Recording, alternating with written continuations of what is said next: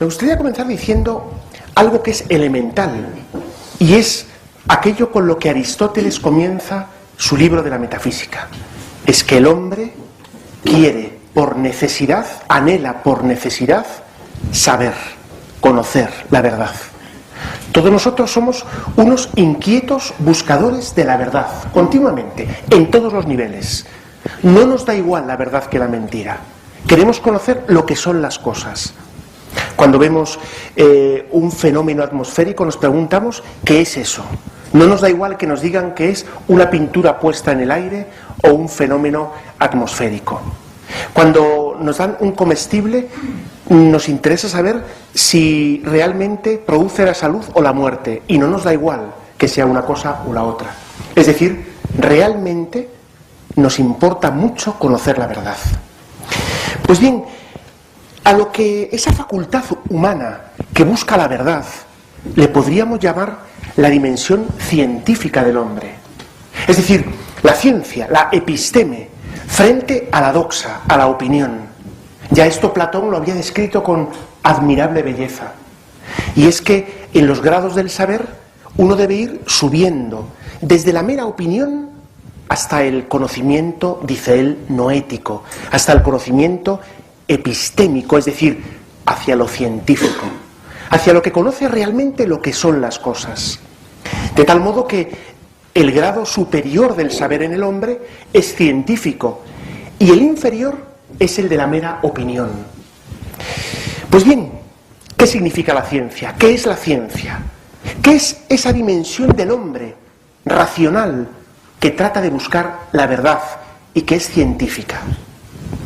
Pues en el fondo el hombre lo que hace es construir sistemas. Lo voy a tratar de explicar. Un sistema en el fondo es un conjunto ordenado, completo, coherente, donde todas las piezas están perfectamente trabadas y por tanto unas se conectan a otras y dan respuesta a los interrogantes que sobre eso surgen. Por ejemplo, cuando hablamos del sistema solar, estamos hablando de un conjunto de planetas, de una estrella y de unas órbitas, de unas fuerzas, y todo ello armónicamente comprendido en un todo sistemático. De hecho, en la historia de la astronomía, algunos planetas han sido descubiertos no por observación directa, sino porque en ese sistema faltaba alguna pieza para que tuviera coherencia. Y primero sobre el papel, geométricamente se describe un posible planeta y después, enfocando hacia allá, se descubre. Pues bien, esta es una dimensión humana, la que trata de armonizar, de sistematizar. Bien, para que un sistema sea tal, podemos decir que tiene que ser completo y que de alguna manera tiene que ser continuo. Es decir, que unas piezas estén conectadas a las otras de tal modo que no existan hiatos, simas. Si alguno me pregunta, oye, ¿por qué razón esta mesa está aquí? Y dice uno, pues clarísimamente, porque hay bosques en Canadá. Y dice un hombre, ya, pero es que desde aquella causa hasta esta hay un montón de causas intermedias que deben ser puestas sobre la mesa para que este sistema sea realmente coherente, para que no haya simas en medio. La razón humana, por tanto, va tratando de conectar unas cosas con otras de modo inmediato, de tal modo que todo esté armónicamente conectados. Evitando los saltos.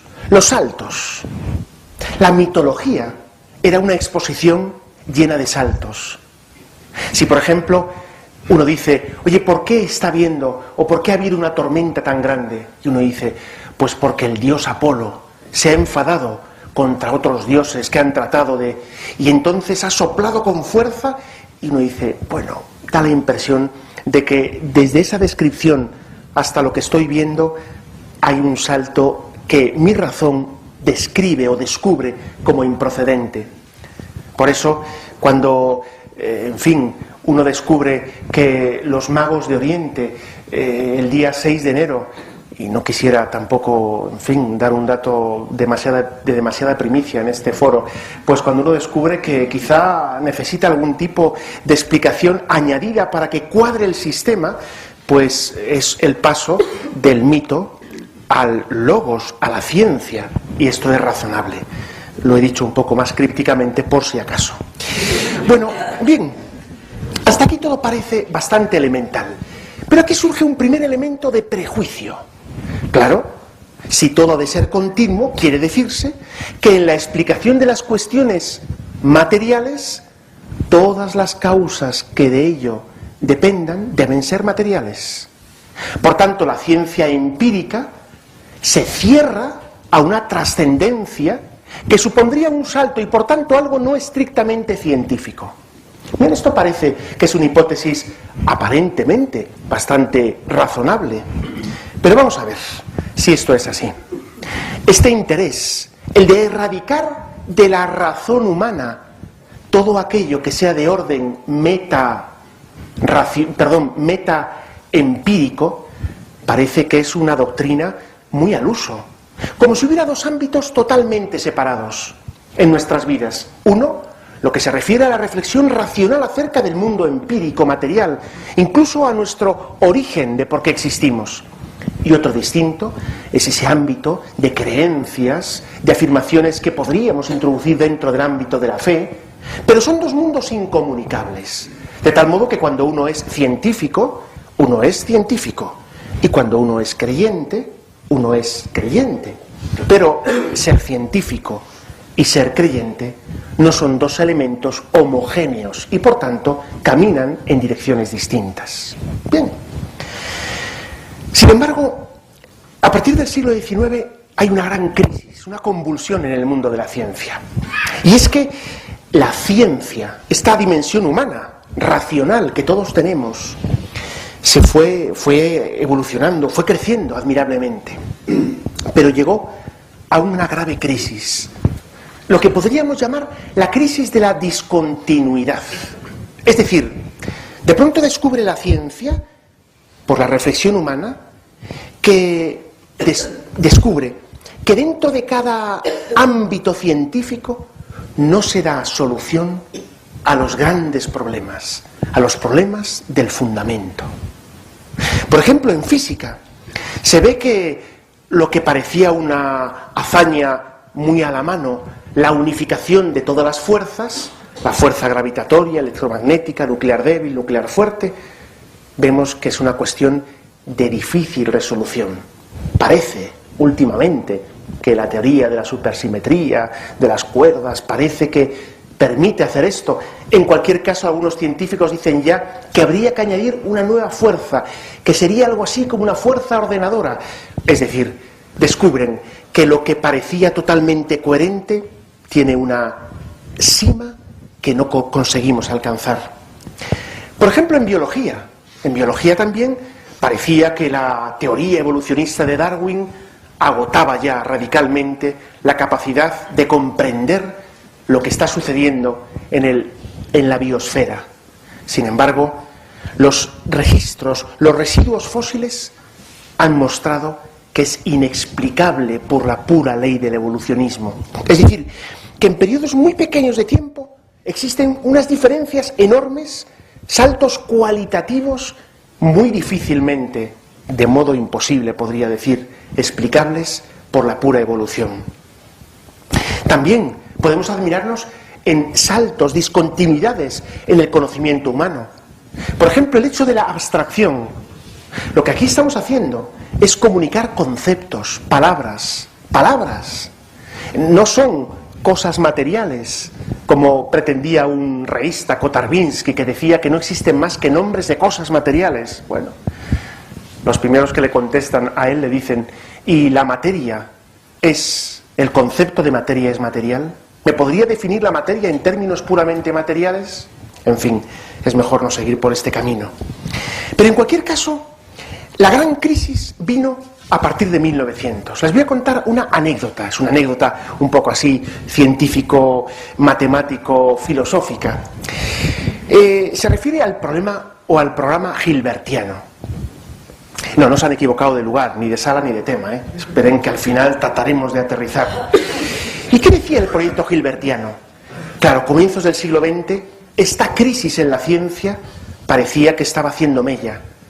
que la ciencia no sea completa, que la ciencia no sea capaz de abarcarlo todo, que la razón humana no es capaz de agotarlo todo con su propia fuerza. Pues Hilbert, en 1900, convoca un congreso en París, con una intención. Lleva allí a los mejores investigadores en el ámbito de la lógica, de la epistemología, de la matemática. Su intención es elaborar un sistema axiomático, por tanto, racional, según se entendía la razón humana, que tratara de acabar con esta crisis de la ciencia y que pudiera dar explicación de todo. ¿Cuántas veces se nos ha dicho, esto está dicho con rigor matemático, como si fuera la máxima expresión del rigor? Tamaño error. Pues bien, esto era el sueño del racionalismo. ¿Qué significa racionalismo? La pretensión de que la razón humana sea absoluta, lo pueda entender todo, pueda agotar la realidad, la razón humana. Sin embargo, tiempo después se reúnen de nuevo los investigadores en cuestión y llegan a una terrible conclusión. No solamente no han podido elaborar ese sistema axiomático totalmente completo, sino que algunos han demostrado de un modo formal, por tanto lógico, que es imposible. Bien, el salto es enorme. No es lo mismo decir no sé si se puede hacer o no he conseguido hacerlo, sino he demostrado que no se puede hacer. Y aquí están tres grandes teoremas que seguramente más de uno ha escuchado. Teorema de Gödel, el teorema de Levenheim-Skolem, teorema de Church. ¿Qué dicen estos teoremas? Bueno, si se lo explicara aquí ahora de un modo técnico, creo que conseguiría vaciar la sala en poquísimo tiempo. Por tanto, como no pretendo eso, sino todo lo contrario, lo voy a decir de un modo algo más divulgativo. En Román Paladino, lo que explican estos teoremas, que están elaborados en una parcela de la lógica matemática un poquito más compleja de lo habitual, es la lógica de predicados de orden superior. No es, por tanto, la lógica habitual, la lógica de enunciados, la que se estudia en cualquier, psicología o en bachillerato. ¿Qué explican estos teoremas? Algo increíble. Es que la fórmula que demuestra la coherencia de un sistema racional no pertenece a ese sistema racional. Es decir, que para fundamentar una ciencia he de salirme de ella porque su fundamento no pertenece. De tal modo, y perdonen por esta lluvia de conceptos, que es imposible que un sistema axiomático tenga dentro de sí tres propiedades. Tres que son las propiedades de lo que se entendía lo científico. Que sea completo, es decir, que dé explicación de todo lo que existe. Que sea consistente, es decir, que no tenga contradicción. Y que sea decidible. Y es que cualquiera de las afirmaciones anteriormente expuestas son definibles o son probables, demostrables por el resto. Lo que se demuestra es que si se quiere que sea consistente y decidible, no es completo. Dicho de otro modo, los fundamentos para demostrar la coherencia de todo sistema axiomático científico están fuera de ese sistema. De tal modo, por ejemplo, que para fundamentar la matemática necesito principios metamatemáticos, extramatemáticos. Y por eso la matemática no es ninguna ciencia exacta, sino que es exacta siempre y cuando ponga yo unos fundamentos que están más allá. Bien, perdonen por este comienzo algo duro, pero creo que vamos a ir suavizando ya. Creo que hemos llegado a la cima de la complejidad, ahora ya bajamos, o sea que ya tranquilo. Bueno, pues esta cuestión es muy importante. ¿Por qué es importante? Porque muestra algo respecto de la razón humana. Y es que la razón humana es grande cuando reconoce que tiene un límite. Es decir, que para fundamentar los principios de la propia razón humana, para que la razón humana sea consistente, necesita principios que están más allá de ella. Bien, esto es una transposición de lo anteriormente dicho de un modo, digamos, muy rápido, pero creo que se puede entender. Es decir, dicho de otro modo, la pretensión de una razón humana absoluta cayó por los suelos. De hecho, fíjense, ¿cuál fue la tentación de muchos de los racionalistas que vieron estas conclusiones científicas? Pues que el mundo es irracional. Pasaron del racionalismo al irracionalismo. Y es que los extremos se tocan. ¿Qué sería el racionalismo? Yo puedo entenderlo todo con mi razón. ¿Cuál es el irracionalismo? Todo es absurdo. No hay que buscar razones. No existe lo verdadero, solo existe lo práctico. Es el pragmatismo. Miren, estos dos son dos elementos de crisis en la comprensión de la razón. Por un lado, la que la absolutiza. Yo puedo entenderlo todo con mis solas fuerzas racionales. Otra, la que la denigra hasta el extremo. La razón es absurda. No es cuestión de buscar lo verdadero, solo lo útil. En el primer caso, se produce una deificación del hombre. En el segundo caso, se produce un relativismo tremendo. Cada cual que busque su vida, lo que le es útil, lo que le es práctico, porque más allá no se puede ir. Incluso, algunos de los que profesan el irracionalismo sostienen que hasta la religión cabe aquí, porque no es sino un objeto de consumo. Aquel a quien le sea útil profesar un credo, que lo profese. Pero la religión, dicen los irracionalistas, no es ni verdadera ni falsa. Es útil, es práctica, a la gente le tranquiliza, le hace vivir de otro modo. Bien, ya tenemos ahora mismo sobre la mesa dos modelos para dos o tres, según se vea. Podemos decir tres modelos para entender la razón. Uno primero, el que absolutiza la razón humana. Todo lo que yo no entienda no existe. Todo lo que yo no sea capaz de explicar cabalmente es inexistente. Claro, visto desde ese punto de vista, ¿qué se trata de hacer, por ejemplo, con los contenidos de la fe? Pues hasta que no consiga explicarlos yo con mis luces de la razón, no pararé. Y entonces alguien te dice, oye, Cristo está presente en la Eucaristía. Te explican, no es que esté presente, ahí hay pan, pero es un pan que significa una cierta fraternidad. Ah, ya lo entiendo, claro. Oye, ¿Cristo resucitó? No, hombre, ¿cómo va a resucitar? Su espíritu, su fama, su presencia en los que le habían querido, se hizo presente con tal fuerza que se puede decir que Cristo... Ah, ahora ya lo entiendo. Es el racionalismo, es la versión racionalista de la fe, donde la fe deja de ser fe, se convierte en pura razón humana. De esto hay mucho. La otra postura, irracionalismo. No, mira, la fe no tiene nada que ver con lo racional, no tiene nada que ver con lo verdadero. La fe es sencillamente útil. A quien le vale, pues que la use, como otros usan otras cosas.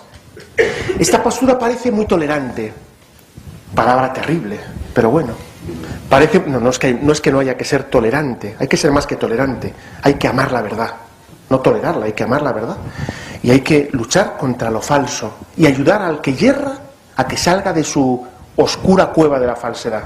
Y este es el mejor servicio que podemos hacer a los demás, ¿no? Si alguien, por cierto, para hacer una pequeña cuña de este aspecto, si alguien veo que va a beber cicuta en vez de un zumo de naranja, pues yo no seré tolerante con el error. Yo le quiero tanto a esta persona que trataré que no beba cicuta, primero por las buenas, y si es necesario, pegaré un manotazo a la cicuta para que este hombre salve su vida. Porque la tolerancia se refiere siempre a las personas, no a los errores. Con los errores nunca hay que ser tolerante, hay que ser intolerante con la falsedad, hay que ser tolerante con el que yerra, que es distinto, ¿no? Bien, vaya, esto es una pequeña cuña publicitaria. Pero, ¿qué pasa desde ese punto de vista? Algunos dicen, bueno, la fe realmente es un objeto de consumo más. Y por tanto, entre comillas, hay que ser tolerante. ¿Tú eres católico? Pues sé católico. Hay otro que es budista, que sea budista. Hay otro que es musulmán. Todo vale igual,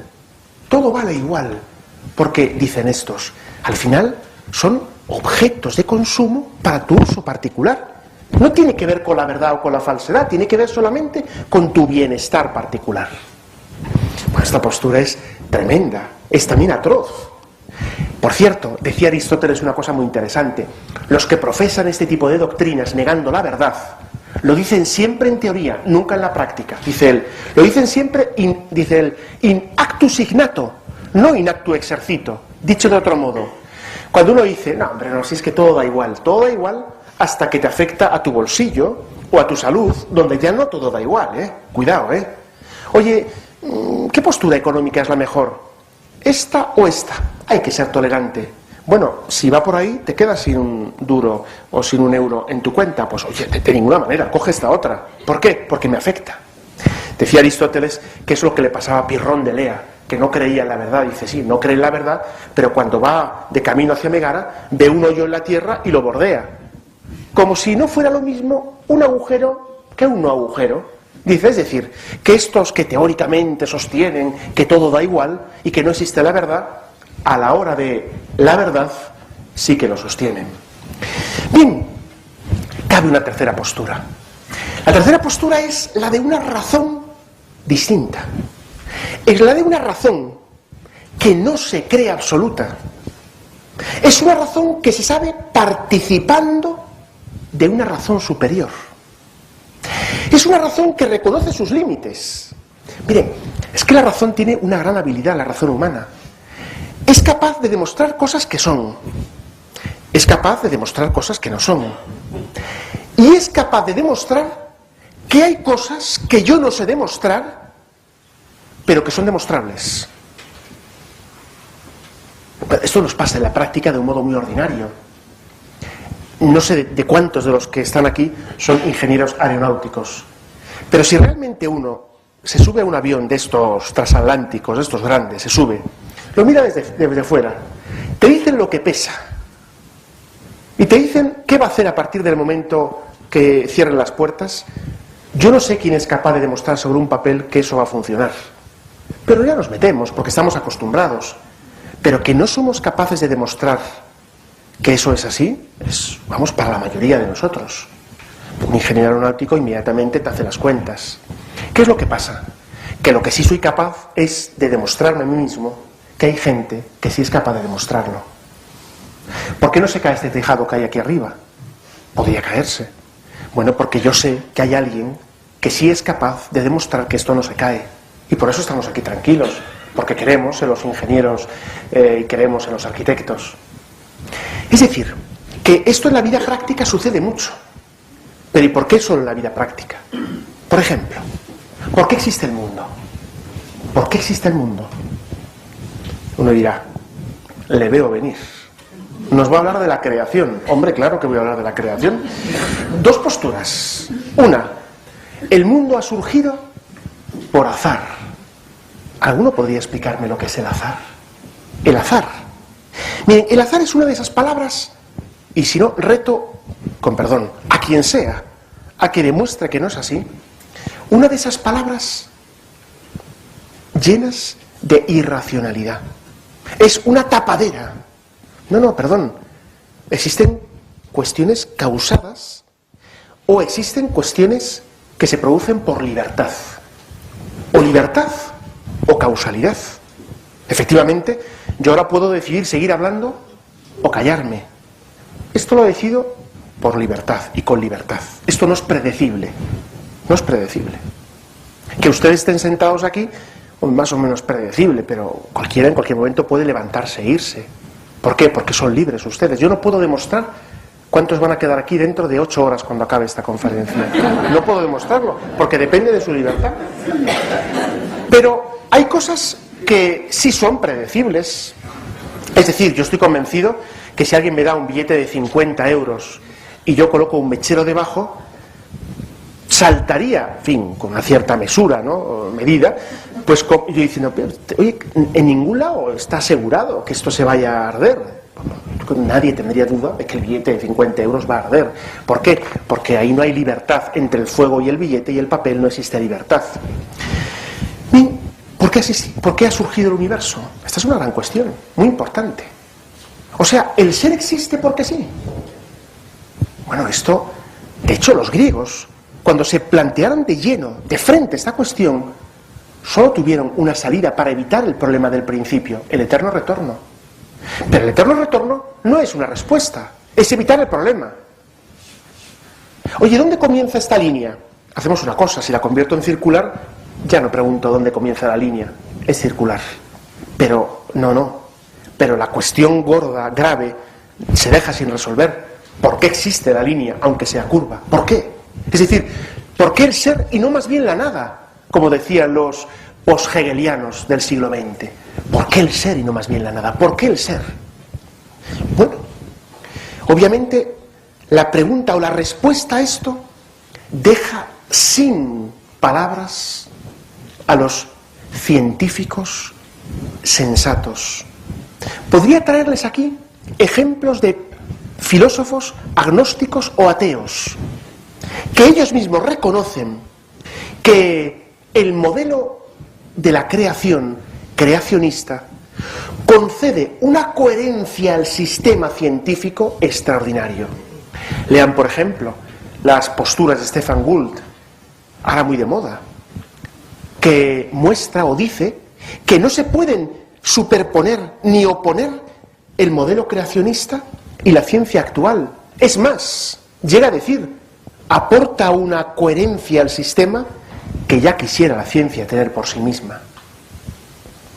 O por ejemplo, Sartre, que en un momento determinado afirma que, desde otro punto de vista, que es muy incómodo que Dios no exista. Dice él, el existencialismo es un humanismo. Dice, es muy incómodo que Dios no exista. Y lo decimos desde otro ámbito de la ciencia, que es la ética. Y dice Sartre, lo puede leer cualquiera, el gran ateo Sartre, dice él, que si desaparece Dios, desaparece realmente toda posibilidad de fundamentar una ética de un modo sólido, definitivo. Por eso dice él, es muy incómodo que Dios no exista. Y acaba diciendo él que si efectivamente Dios no existe, todo está permitido y solo cabe una postura, el consenso puramente arbitrario. Todo es consensuable, todo. Con perdón, hasta el holocausto sería entonces, según esta postura, consensuable. Nietzsche se ríe, por tanto, de ¿qué es el ser humano? ¿Qué es el ser humano? ¿Es que en algún lado está escrito lo que es el hombre? ¿Es que alguien le ha concedido al hombre una dignidad si no hay más que hombres? Pues el hombre no tiene dignidad. El superhombre, el poderoso, si quiere, le concede dignidad, y si no, se la quita. En este ambiente empezamos a movernos, donde nosotros somos, para nosotros, dioses. Unos deciden sobre otros, unos mandan sobre otros. Miren, esta postura no es una coyuntura específica del momento, es una terrible crisis de la razón científica. Ante la pregunta de, ¿pero usted qué dice que es esto? La respuesta es, bueno, habitualmente se actúa de este modo. ¿Usted qué afirma respecto de la identidad de un embrión?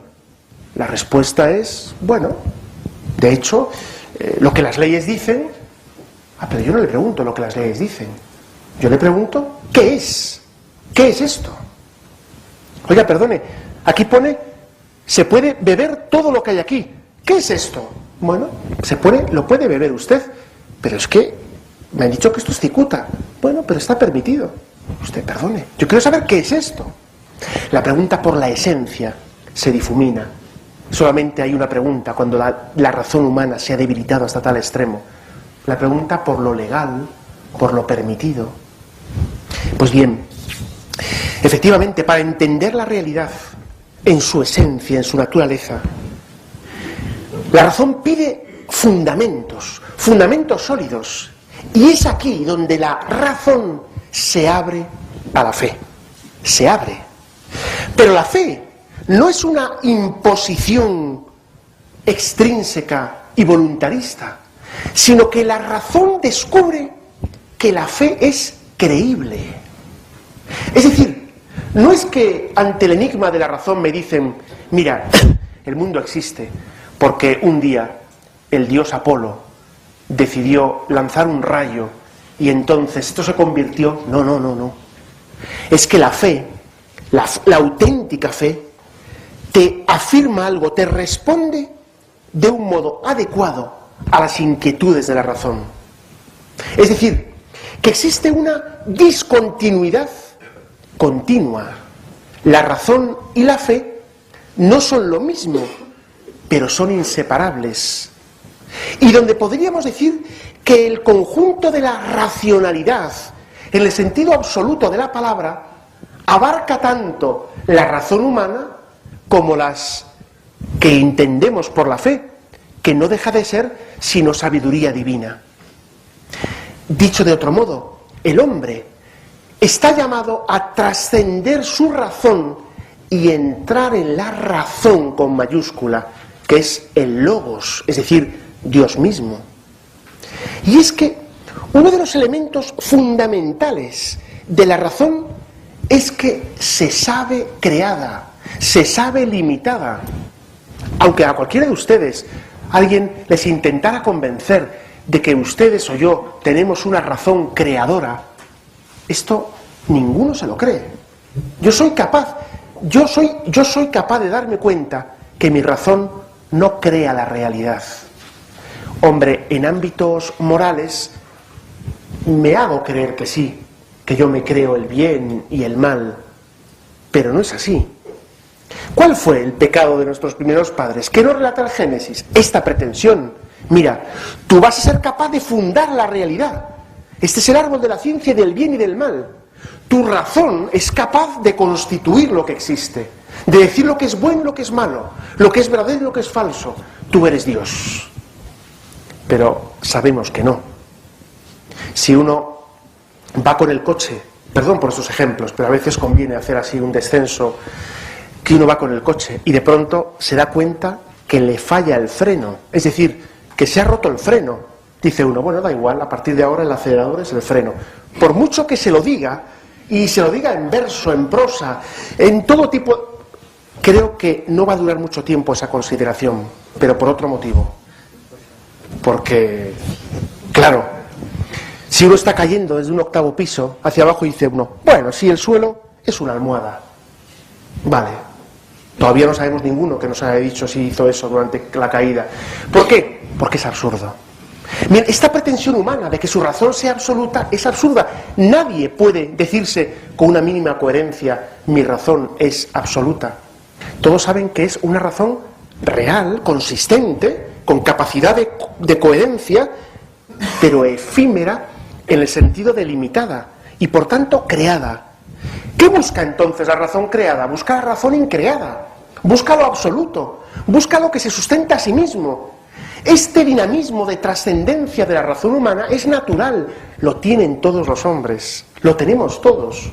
Por eso la apertura del hombre a la trascendencia es connatural a su razón. La apertura de la razón a la fe es connatural a la razón. Hay un autor, Berdyaev, ruso, de Kiev, muy interesante. Habla de los 3 momentos desde la época del racionalismo hasta aquí. Dice que antes del racionalismo había una época de teonomía, es decir, donde las leyes se fundaban en Dios. Teo, Dios, nomos, ¿no? Ley, costumbre, la teonomía. Dice que la época del racionalismo se llegó a una antroponomía. Las leyes las fundamos nosotros. Somos nosotros dueños de las leyes. Para pasar, por último, a una entroponomía, entropía, desorden, caos. No existen leyes. Cada uno que haga lo que quiera. Puro relativismo. Claro, el relativismo puede decir alguno, bueno, el relativismo, no. Dijo el cardenal Ratzinger en la homilía con la que comenzaba el cónclave en el que sería elegido papa. Esto es una dictadura. ¿Por qué? Porque el relativismo nos esclaviza a todos. Solo libera la verdad. Solo. Es decir, el relativismo nos impide a todos alcanzar la meta a la cual estamos llamados. Con lo que comencé al principio, nuestra meta es la verdad. Y por eso, el estado natural, el estado propio del hombre, es aquel que con su razón, reconociendo su propio límite, su carácter creatural se abre al don de la revelación. Y es por lo que el encuentro de la razón y de la fe es tan amable. Pues bien, conceptos de razón podemos tener muchos, pero solo hay uno que hace justicia a nuestros más profundos deseos. No es ni la razón absolutista, racionalista, ni la sin razón del irracionalismo, sentimentalismo, sino la razón que es capaz de entender que la fe da respuesta a los interrogantes más profundos. Por eso decía Juan Pablo II, la Fides et Ratio, que la fe y la razón son como dos alas, sin las cuales una u otra nos iríamos a pique. Razón sin fe, racionalismo. Mi razón pretende abarcarlo todo. Fe sin razón, fideísmo. Yo digo esto simplemente porque se me ha dicho. No. Es que es una belleza poder descubrir cómo con la razón uno descubre la razonabilidad de la fe. Hasta el misterio de la Santísima Trinidad tiene una bellísima razonabilidad, lo cual no significa que seamos capaces de agotar el misterio. La presencia de Cristo en la Eucaristía, uno puede descubrir cómo no es irracional que Cristo, la persona de Jesucristo, esté presente bajo las especies de pan y vino. Podemos metafísicamente mostrar su coherencia, aunque con ello no agote el misterio. Todo lo que la Iglesia conserva como depósito de la fe y nos entrega a todos en el catecismo, todo ello tiene una razonabilidad en la que la razón humana descansa, porque descubre sintonía, descubre una perfecta armonía, descubre que, aunque siendo fuentes distintas, aunque hay una aparente discontinuidad, sin embargo, forma un sistema que sí que ahora es coherente, que es completo y que es consistente, y que al hombre le permite descansar en la verdad. Muchas gracias.